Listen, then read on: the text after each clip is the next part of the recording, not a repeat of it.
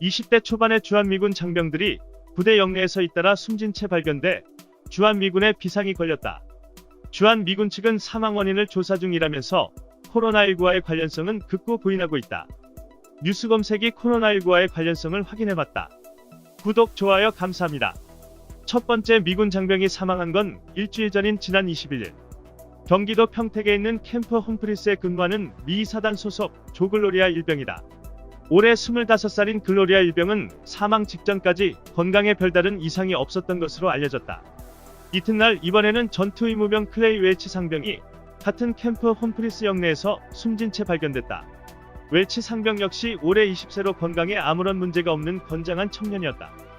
발견 당시 두 사람 모두 의식이 없었으며 이전에 기저 증상도 없었다고 한다. 전쟁 기간도 아닌 평시에 그것도 같은 부대에서 하루 사이 2명이나 줄초상이 나자 주한미군 측은 비상이 걸렸다. 하지만 보안을 중시하는 미군의 특성상 코로나19와의 관련성을 극구 부인하며 함부로 일관하고 있다. 그러면서 무증상 상태에서 사망했으므로 규정상 사후에도 코로나19 검사를 하지 않았고 앞으로도 실시할 필요가 없다는 입장만을 내놓고 있다. 코로나19 광풍이 불고 있는 가운데 한국군 부대에 비해 외부인의 출입이 잦은 미군 부대에서 의문의 죽음이 이어질 경우 코로나19 감염을 의심하는 게 당연하다.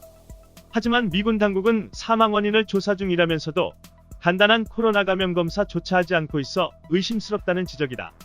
때문에 코로나19에 대해 과민하게 반응하지 않고 검사를 최소화하려는 미국 트럼프 행정부의 일관된 방침이 경직된 군조직에 그대로 적용된 게 아니냐는 얘기가 나온다. 적지 않은 비용이 소요되고 병상 치료가 필요한 만큼 주한미군 장병들에 대해 코로나19 감염 검사를 자제하고 있지만 실제로는 상당수 장병이 이미 감염된 상태일 거라는 설득력 있는 분석도 나오고 있다.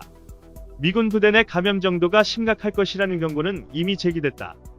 미군 문제를 다루는 인터넷 매체 밀리터리닷컴의 서울 특파원이 지난 6일 작성한 기사에 따르면 그동안 대구 인근에 있는 미군 부대에서 6명이나 감염됐는데 경기도에 위치한 캠프 홈프리스에 일하는 여성 군속도 코로나19에 감염됐다고 했다. 보름 뒤인 23일 주한미군 공보처는 캠프 홈프리스에서 미군속 한 명이 추가로 코로나19 확진자로 밝혀졌으며 이 남자는 확진 판정을 받기 사흘 전까지 부대에서 일했다고 밝혔다.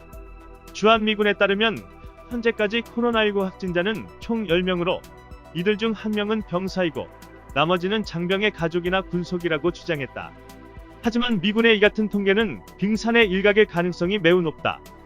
결국 그동안 코로나19와 관련해 쉬쉬해오던 주한미군 사령부는 25일 공중보건 비상사태를 전격적으로 선포했다. 로버트 에이브람스 주한미군 사령관은 공중보건 비상사태 선포는 우리가 안일함과 싸우면서도 절제되고 경계심을 잃지 않도록 하기 위한 신중한 결정이라며 지금은 경계를 낮출 때가 아니며 군대를 보호하고 코로나19를 무찌르기 위해 제모를 다해야 한다고 강조했다. 앞으로 주한미군 사령관은 미군 장병과 군무원 및 장병 가족 등에 대한 예방조치 시행을 명령할 수 있고 위반 시 책임을 묻게 된다. 이번 비상사태는 주한미군 사령관이 연장하거나 조기 종료하지 않는 한 다음 달 25일까지 그 효력을 유지한다. 26일자로 해외 유입 감염자가 국내 감염자 수를 추월했다.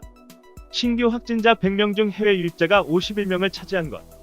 미국에서 적절한 조치 없이 국내로 전입한 장병들도 문제지만 감염이 의심되는 한국인과 접촉한 미군도 문제다. 보다 투명한 정보 공개와 역학조사가 이뤄지지 않는다면 주한미군은 그 자체로도 위험하겠으나 나아가 남한 사회의 슈퍼 감염자로 떠오를 수도 있다. 이상 뉴스 검색이었습니다. 구독과 좋아요 부탁드립니다.